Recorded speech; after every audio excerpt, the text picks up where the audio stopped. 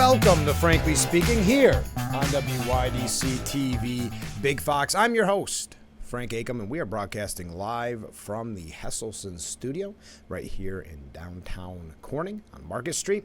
On the program this morning, we'll be talking with Don Wainwright. He's with the 181st Chemung County Fair. We're going to find out all about the fair, which is coming up August 1st through the 6th. And you're saying, well, that's a ways away. It is not. Today is already July 18th. It is hard to believe.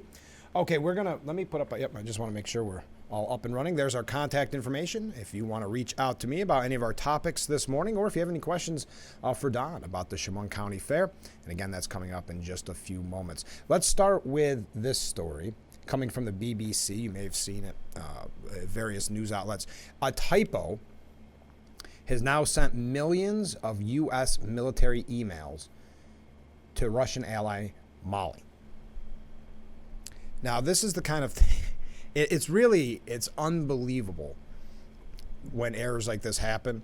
It's a minor typing error that has caused this to be a major issue. Some of the emails reportedly contained sensitive information, such as passwords, medical records, and, scary here, itineraries of top officers. Now, the Pentagon has said it's taken steps to rectify this, to address the issue. According to the Financial Times, which first reported this story, Dutch internet entrepreneur Johan Zubier, if he's watching, I apologize if I mispronounced your name, identified the problem more than 10 years ago. It gets a little wonky because the military domain here is .mil. You may see it on the screen if it's not too small. And they've been sending it to the West African country, which ends with just .ml. So that little error cost us a lot of sensitive information, and it's been known about since 2013. Now, none were marked classified. I want to be clear about that, but still sensitive information nonetheless, like financial records, planning documents for official trips. Now, Mr. Zubier wrote a letter to U.S. officials this month to raise alarms. He said that his contact with the Mali government was due to finish soon, or his contract, I should say, meaning the risk is real and could be exploited by adversaries. So he's been kind of a watchdog in a way, warning about this, and maybe we assume by that quote, protecting from that mistake, from that being misused. It's unbelievable. At a time when we have so many things to worry about when it comes to our military. We've talked about it extensively in the past. Less people, of course, signing up for our military. We talked about that extensively last week, looking at some calling it a recession. That one representative calling it a recession in recruitment should be one of our biggest fears, even more so, even though it is a major worry than a recession in the economy, was his argument. So just passing that along to you, not meaning to start you off to worry you, but I thought it was something very, very newsworthy. We do have quite a few things this morning if we have the opportunity about the presidential run. The long knives obviously out and have been for a while for RFK Jr. So we'll talk maybe a little bit about that. Cornel West is starting to take some heat, as well as we talk about his third-party run on the Green ticket, being advised by Jill Stein, who also ran on the Green ticket a few years back. So some claiming it cost Hillary the race. I don't believe that. I think that's overhyped, but that's kind of the scare tactics being used right now. We also have a couple of New York State issues as well that I hope that we can get to. So I don't want to run too late because, as I said, Don Wainwright will be in to join us soon. But right now we've got to take a short break. And then when we come back, we're going to give you an update from yesterday with Speaker McCarthy weighing in on those anti-Semitic remarks by Representative Jayapal. So that's coming up in just a second. Stay with us. This is Frankly Speaking here on WYDC TV, Big Fox.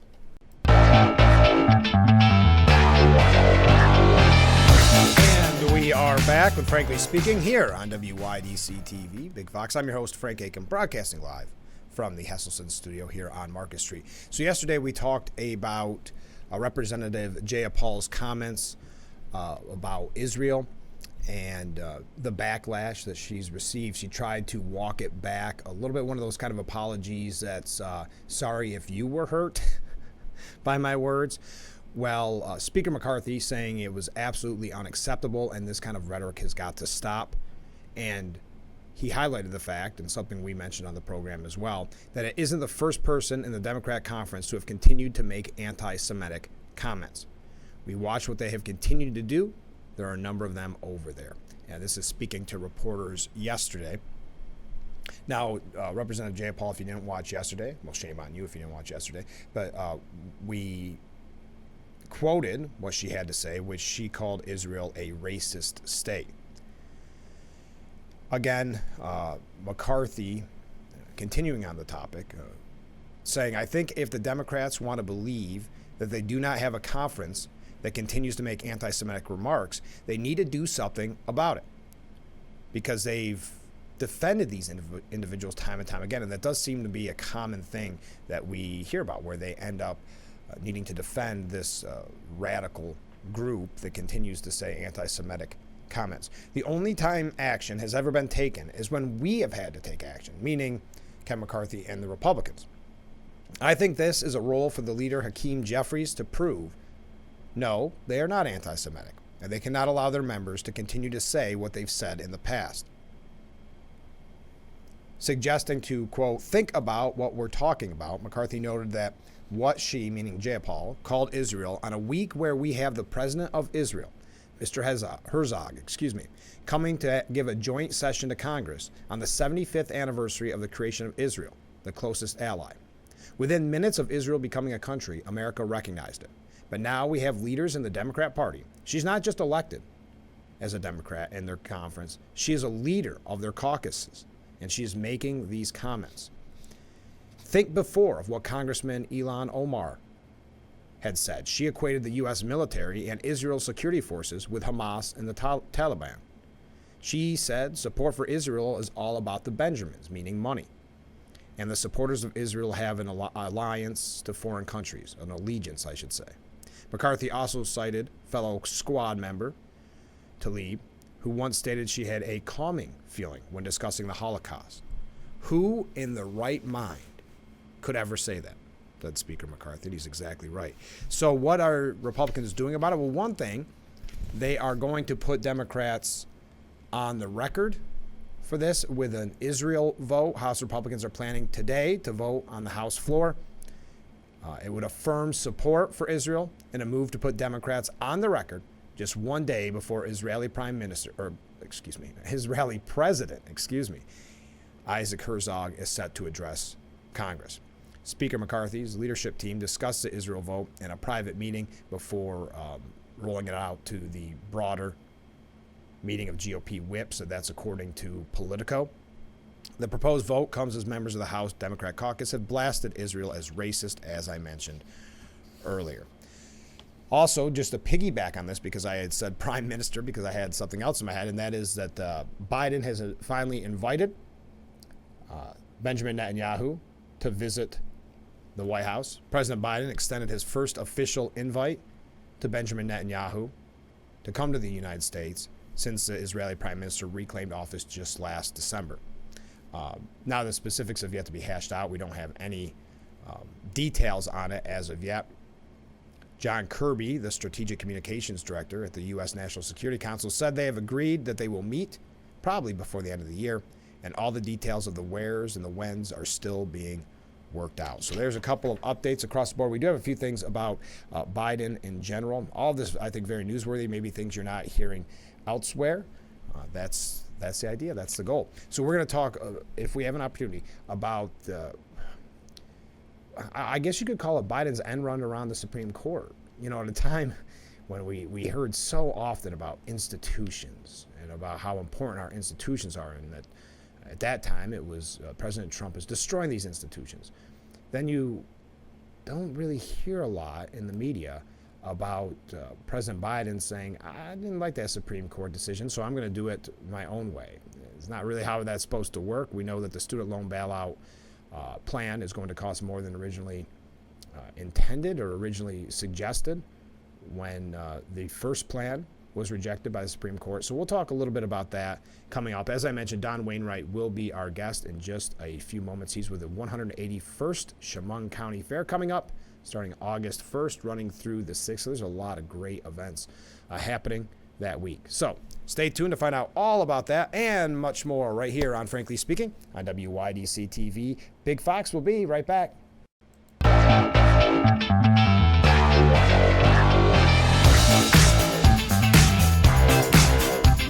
And we are back with Frankly Speaking here on WYDC TV. Big Fox. I'm your host, Frank Acom.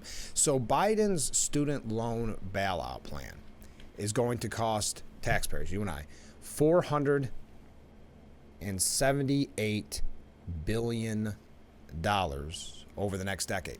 Now, that's roughly, according to the New York Post, $45 billion more than the plan that was rejected by the Supreme Court. Oh, we got our guest coming in. Hold on just a second. Our guest is coming in. So let me take a short break so we can set up, but we'll talk more about that when we come back. Don Wainwright is our guest, so stay with us. We'll be right back with Frankly Speaking here on WYDC TV, Big Fox.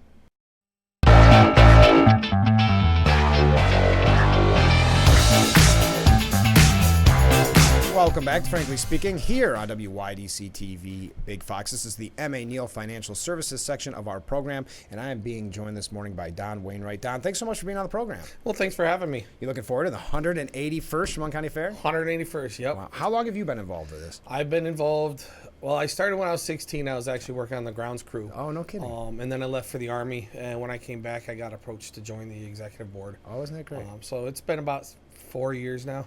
Now, on the executive board, how much work and how much planning goes into this every year? Oh, we start planning the fair right after the last fair ended. So in August, we started planning. And there's about 11 volunteer board members that actually helping creating the fair. Okay. But it's fully volunteer, and Is that right? it makes it tough to put the commitment that's needed for it. You know? I would have thought after 181 years you could just phone it in. Yeah, it's not that easy anymore. It used to be, but Yeah. now not really. No. Now, let's talk about, I want to talk about, obviously, the band play, because that's a huge, I can't wait to find out how you pulled that off. But what do you have new this year? Well, a couple things new this year. One of them is the ATV Rodeo, which is taking place on Sunday. And I guess we're going to talk about that a little bit later in detail. But then we've got the band coming, Parmalee. We've got TJ, our Magic guy, coming back this year. He was a big hit last year. We were able to secure him last year for this year. And that's free show with him. It's a free show. Yeah. Yep. And he does street walking. TJ's really a pretty big hit. Yeah. So we'll see. Yeah. We'll see how that goes. We wanted to get the Walindas back. We had them last year, but they were already booked, and we did secure them for next year though. So the Walindas Aerial Act will be back next year. Well, that's interesting. Is there a lot of competition for entertainment like that? Because most fairs, it seems like, are always going on in a pretty short window of time. Yes. So that's why you start planning so early on? Yeah, that's one of the biggest reasons why we start planning so early. There's actually been a couple fairs that have had to shut down because they're not able to get a carnival. No kidding. And that's one of the biggest issues we that's have. interesting. Yeah. So, you know, we get what we can get. I know there's a lot of heat on us for bringing in, you know, a bigger carnival, but some of them just aren't available anymore. You know, the one we do have, you know, they provide the best that they can, and we're lucky to have them. Yes. Well, and we talked about it off the air. I think there's a misconception because you have so much space there that it's a scenario where anything's going to look small with that much room. Is that right? You think? Yeah, that's one of the biggest things. That's why it does look a lot more spread out. Is because we are trying to spread out to utilize the almost 60 acres that we have to cover with the carnival. Yes, in the past there's been carnivals that have brought bigger rides in and stuff, but those carnivals only operate once or twice a year in New York State because it costs so much in New York State to put on the rides and stuff. So we have to kind of battle the cost versus the space. And I can't imagine there's that many carnival groups out there anymore. Not that work in New York State. Right. You know, New York State has a lot of safety standards, a lot of labor standards that just don't make it cost effective for, you know, some of the bigger carnival groups to operate.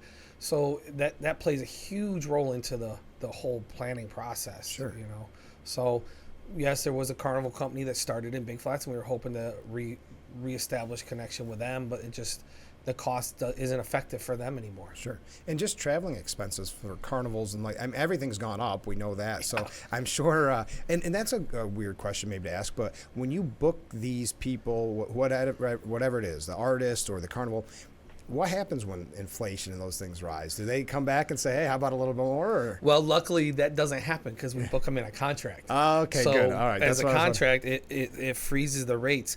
Now, if it's a long-term contract where it's a multi-year deal, there will be an increase. That's built into the contract. We try to keep our cost as far as people coming into the fair consistent. We raised our price to $5 last year for our gate admission, and that was the first time we raised prices since 1982. Is that right? Yeah. And you raised it to $5. $5. Yeah. Okay. Well, that seems fair to me. Well, there's a lot of talk that State Fair is $6. We understand that, but you also have to drive to State Fair. Mm-hmm. It's $15 for parking. We have free parking. Yes. So Sure. the cost balances out. I would also suggest that maybe the state has more resources in Chemung County, Yes. meaning taxpayers' dollars. Yes. Am I wrong? Yep. I don't know. Yep. I don't know the specifics. We're very gracious with the county that Yeah. we have. Yeah, they do great. They do good things for us. Mm-hmm. So it's a benefit for everybody. It really is. It's a 181st Chemung County Fair that's coming up August 1st through the 6th. Find out more at ChemungCountyFair.com. Now let's talk about Parmalee. How do you get such big name acts? That's amazing. Well, that one came to us through one of the local promoters that offered to bring us a band, and we had to look for some funding. COVID hit us pretty hard for the funding, so we've been able to start rebuilding, and that's the other thing we have to we'll talk about later is how we rebuilt. But we got some funding from a donor, and we went ahead and rolled with it. Oh, that's great. Because, I mean, everybody knows Parmalee. They had 3 number 1 hits, Carolina, Just the Way, and Take My Name. Those are the 3 big ones. But they had numerous other hits on the Billboard charts. So you got to be looking forward to that show, bringing them to Chemung County. We are. It's going to be a big show. We're hoping, you can get tickets online right now. Their pre-sale tickets are available. Then they range $25 to $40 depending on what section you pick. Yeah. Wow. And it's a great value.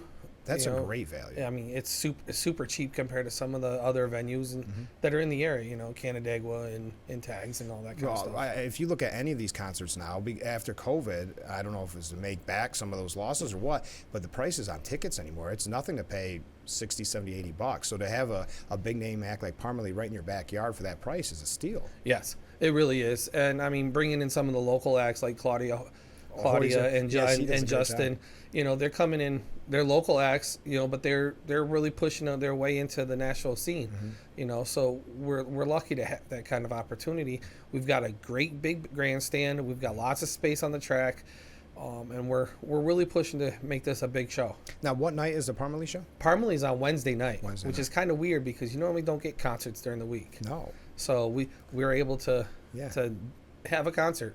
And now we were talking about the costs and everything involved with COVID, and you said rebuilding since COVID. That was a big struggle. That you guys obviously, like everybody, lost a year or 2. Yeah, well, we actually were lucky. We were able to work out with the health departments a way to put on a primarily the agriculture events. Oh, okay. And the reason is because the county fairs aren't designed for the rides and the games and the food. Those are all extra stuff. It's designed to promote local agriculture. The 4-H clubs, the FFAs, the kids and the agriculture that's in the area. That's what the fair is about. Yeah. It's not about the rides and stuff. Those are extras. It's about the agriculture. And really promoting the agriculture in our community. Absolutely. Yeah. Absolutely. And people may overlook that, but that's one of my favorite sections is going over there. And you see the kids are so proud. Absolutely. And it's fun to watch. And, of course, you get to see all those animals. Yes, it's one of the best parts about it. Now, I also wanted, speaking of animals, I wanted to talk about, before we talk about the dirt bike rodeo, the Twin Tiers Classic Horse Show. So the Twin Tiers Classic Horse Show is a series of horse shows that happen starting in May.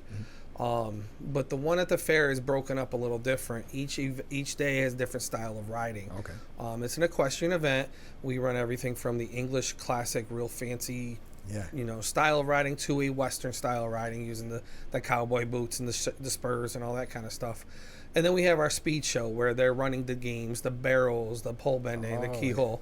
And that really gets exciting. There's a big push right now because our fairgrounds host some of the biggest horse shows in New York State. and we're really pushing to grow that section Yeah. of the fairgrounds. Yeah. We want to bring some of the bigger shows in, the 400 or 500 horse shows, we can do it. It's just we need to prove that Sure. it can be done, and we need some help from outside. When I was interested, when I was looking at the schedule, that it even has dressage. Dressage is getting huge. Yeah. And it's not just regular dressage. There's both the traditional dressage that you do see in the Olympics, Yeah. but there's also a Western dressage now that's is that right? really taken off. So you're still riding the patterns and the different gaits of the horses, but you're in a Western apparel. Yeah. So you're in the cowboy hats and the boots instead of the hats and coats and pants, and the breeches. And the full schedule is up at ChemonCountyFair.com, so you can find it there. You also have harness racing, which is one of my favorite. Tuesday early afternoon, starts at noon. We have harness racing, which is fun. They get 40, 50 horses, and Right. we're actually working on the track, getting it ready for the race. Sure. So- And what's a county fair without a demolition derby? Oh, 2 demolition derbies. One on Friday. One on Tuesday and one on Sunday. Yeah. Tuesdays at 7, Sundays at 4. Wow. So again, find out more at ChemonCountyFair.com. And we're talking with Don Wainwright about the 181st Chemung County Fair. Well, let's talk about the ATV Dirt Bike Rodeo. What is that? ATV Dirt Bike Rodeo. So the way that's going to work Yeah. is we had a gentleman approach us about starting an entertainment business for fairs that is the ATV Dirt Bike Rodeo. Okay. And there's video posted on our website. Basically, what it comes down to is you're going to run like a horse barrel course, cloverleaf pattern, with your ATV or dirt bike Oh, that's interesting. side by side. Yeah. So, and it's for cash. Cash is on the line. Oh, so you can sign up yourself? Anybody can sign up. Open to the public. Oh my gosh. Cash is on the line. That's what a great idea. Yeah. I love it. There's been a lot of interest at another fair locally, so he approached us and we're like, yeah, let's give it a try. We have some open time on Sunday, so we're gonna give it a shot. Yeah, I mean, you just looking at your schedule from, again, ChemonCountyFair.com, but you do have a big event every single night. Every night.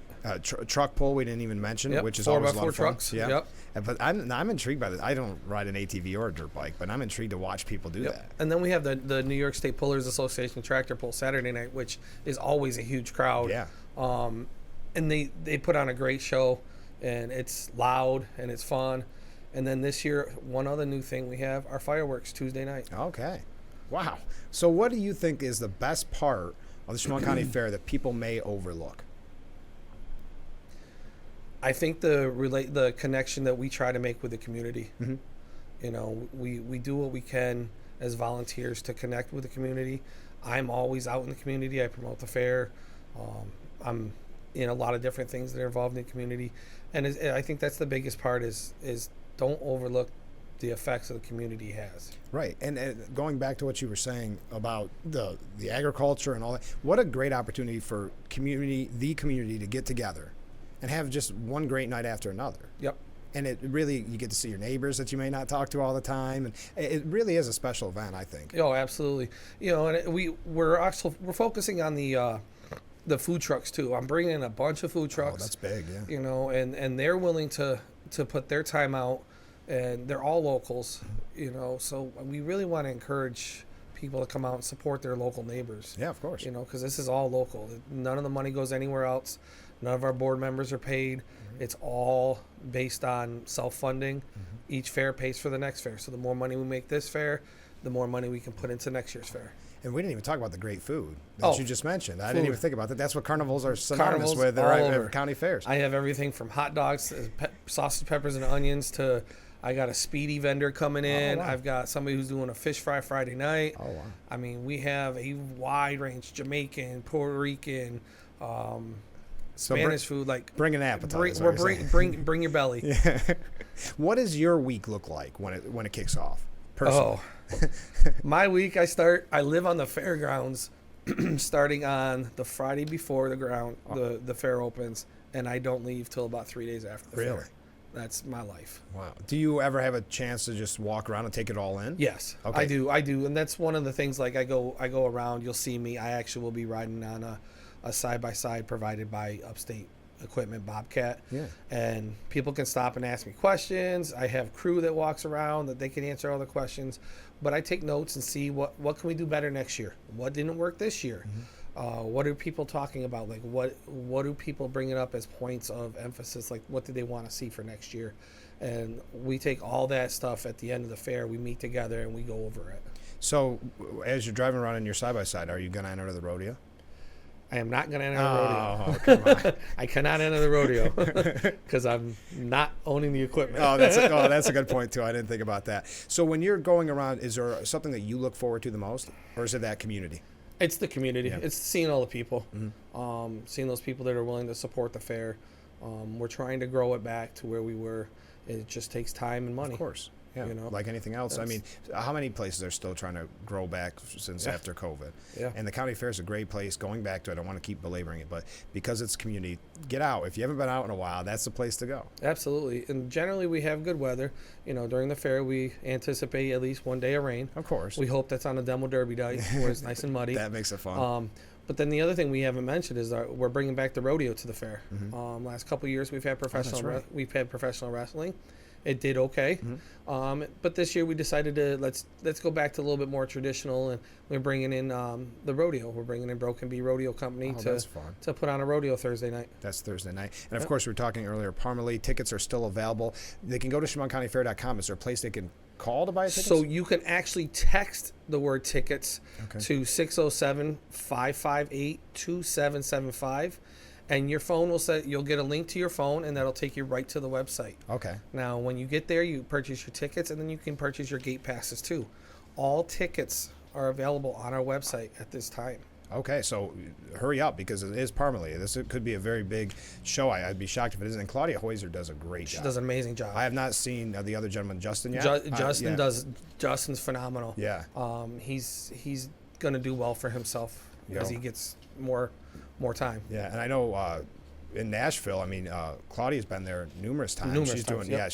yeah, she's getting that traction there as well. And as you mentioned, $40 for party pit, $35 track standing. That, I mean, again, that's what a great deal. Yeah, the party pit is a sectioned off standing area, but it's right dead center, middle of the track, middle of the stage. Yeah. And you know, we tried to tier the prices that are effective for our community. And it is. We do have accessibility seating, but it is limited. We have very few limited seats for that.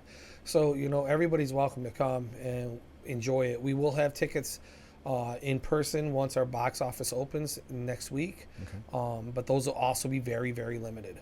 And you were mentioning earlier that this is all volunteer. What a dedicated group. Oh, yeah. Yeah, our president is in his 22nd year. And we have 11 people that spend hours Right. just working voluntarily to put the fair on. That's amazing. Okay, final question. What would you say if someone's never been to Chemung County Fair before? Tips for people attending. Wear nice shoes that are comfortable to walk in. We have a very, very large fairgrounds, and that's one of the reasons why sometimes it looks emptier, and it's because we're so spread out. We're working on ways to fill it this year, but that's just the nature of the beast. 60 acres of fairgrounds. That's a lot of walking. It's a lot of walking, but wear your shoes, have an open mind, and have fun. Yeah, and I would say because you're doing all the walking, there's the appetite problem. We were talking Appetite about. all day long. Yeah. You'll burn those calories. No So worries. don't worry. Eat whatever you want, right? It's ChemungCountyFair.com. Don, thanks so much for being on the show this morning. I appreciate you having me. Thank you very much. Anytime. Good luck. Thank you. All right, we'll be right back with Frankly Speaking here on WYDC TV. Big Fox, stay with us.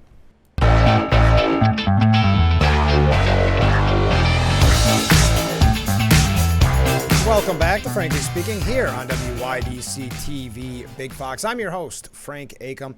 Thank you again to Don Wainwright for being our guest, talking about the 181st Chemung County Fair. I want to mention, we talked about it, but if you want to join that ATV or dirt bike rodeo, if that piqued your interest, it's not too late to sign up. And I would also add, if you are a potential vendor, if you want to be a part of the Chemung County Fair, it is not too late. You can find all the registration forms, all the information that you need at ChemungCountyFair.com. ChemungCountyFair.com. I will say it sounds very interesting, that rodeo. What a unique idea. I know many of you out there use ATVs, use your dirt bikes. Well, how about winning some bragging rights? And like you said, there's a little cash on the line. So again, go to ChemungCountyFair.com, and you have till the August 1st through the 6th is when the fair is, so you have that time to train and hone your skills. Or if you're a vendor, get all your stuff in order. So thank you again. All right, we were talking before break about the student loan bailout plan. So it's roughly $45 billion more for taxpayers than the original rejected plan, the plan that was rejected by the Supreme Court. And the New York Post the New York Post, their editorial board had a very good point on this. They start by saying the Washington Post just blared yesterday, Donald Trump promises a post-democratic second term. And they argued that Trump already showed contempt for, quote, rules when in office and acted as though they did not exist. And the New York Post says, well, if you think that's a headline, then I've got a scoop for you. In complete defiance of the Supreme Court and ignoring the rules that govern the separations of power, President Biden has decided by dictatorial fiat, to nevertheless forgive millions. Boy, that's like Andy Griffith stuff there, Mayberry stuff. Billions, hundreds of billions in student loans. This is contempt of Congress, of the courts, and of our entire system of government. Yet the media can't be bothered to care or even really mention it. They obviously want this student loan forgiveness, so they look the other way. Because spending $475 billion on a project that Democrats believe in and will help buy them votes is what matters most. And that's really what, most things boil down to, but specifically the student loan issue is about buying votes with taxpayer dollars. In fact, the press has decided the Supreme Court is not legitimate anyway, right? How long did we hear that? And therefore, decisions don't matter. And they've been pushing that. There's a piece, again, at the New York Post about the vicious attacks on Clarence Thomas and the disgusting racist things they say about him. And, they're trying to delegitimize the court over and over again in an attempt to eventually maybe stack the deck in their favor. Basically, the Democrat Party throughout history was known to be able to use the courts to get through unpopular issues, unpopular voter issues, through. When that no longer worked because of the way the system works, because of the presidents who got to decide who would ultimately be on the Supreme Court, now they consider it not legitimate. So as the New York Post says, don't you know judicial rulings only apply to Republicans? So the question is, do they believe in norms or not, right? Norms was a term that we heard so often. He's destroying the norms. It's an attack on the norms. Congress is in charge of spending. The courts decide what moves are constitutional. One branch of government is not allowed to run roughshod over the others. And Biden and his media handmaidens know that. Anybody who watched Schoolhouse Rock knows that. Biden is already running a post-democratic presidency, says the Post, making up policy on the border and student loans and acting as though he can do whatever he wants with absolutely no oversight. If you truly believe in the rules, if you believe in the norms and the institutions, then stand up for them, no matter who is president. That's the New York Post editorial board. We have a couple other things about Biden here. I know I promised some New York issues as well, some third-party issues and some presidential topics as well. We'll try to get to as much as we can, but we do need to take a short break. So stay with us. This is Frankly Speaking here on WYDC TV, Big Fox.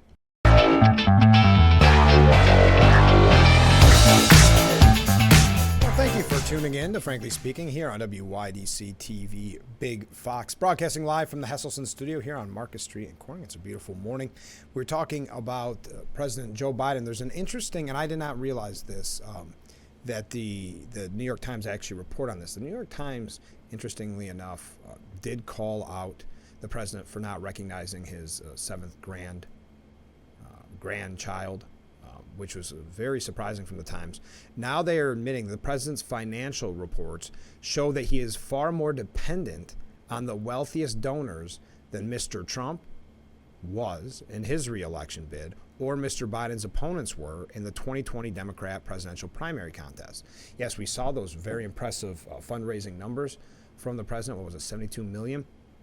But it's not middle-class Joe any longer. I know he tries to play into that. It's more of the He's more dependent on the Soroses of the world. The inconvenient truth, according to Liz Peek, overall, Biden's campaign, in league with the DNC, of course, raised $72 million, most of it from millionaires and billionaires. Those folks are not, we can agree, building the economy from, quote, the middle out and the bottom up, as the president has been known to say. The Times writer suggests several reasons why the president's small donor might be lagging.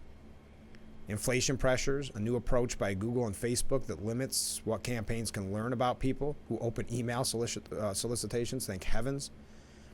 And this insight, quote, Democrats aren't quite as fired up as they were in 2018 and 2020. Well, there's a lot of reasons there. Liz Peek has a really in-depth look at it when you look at inflation numbers, you look at the economy in general.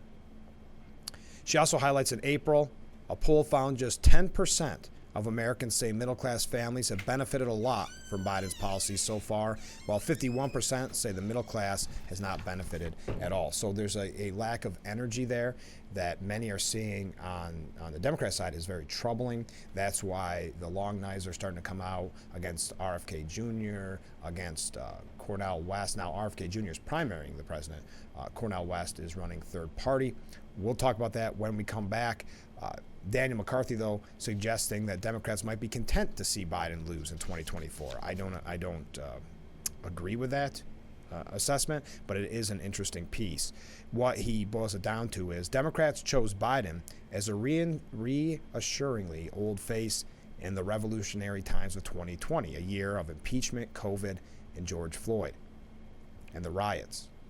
They forfeited the future to run on the past, and it worked. Only now the future's catching up with them. Democrats don't want to lose next year, but they have to play the hand they dealt themselves. We will be right back with Frankly Speaking here on WYDC TV, Big Fox.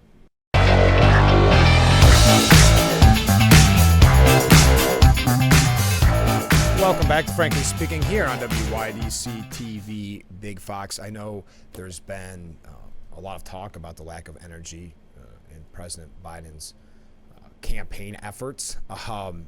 That's why I think there's starting to become some concern on the Democrat side of RFK Jr. But listen to this. It turns out RFK is receiving a lot of money from Republicans. So now some may say this is a way to try to upset the apple cart. Who knows? Maybe they're just going in line with his beliefs. According to a popular information analysis of Kennedy's first FEC filing, the lion's share of Kennedy's biggest donors had previously only donated to Republicans. Interesting. Through June 30th, Kennedy's campaign has collected the maximum, $6,600 from 96 individuals. Of that group, 37 individuals have previously only donated to Republican candidates for federal office. Only 19 have a history of consistently supporting Democrat candidates. The remainder either have given no history, which is 30, have donated to members of both parties at 8, or supported libertarian or alternative candidates at 2.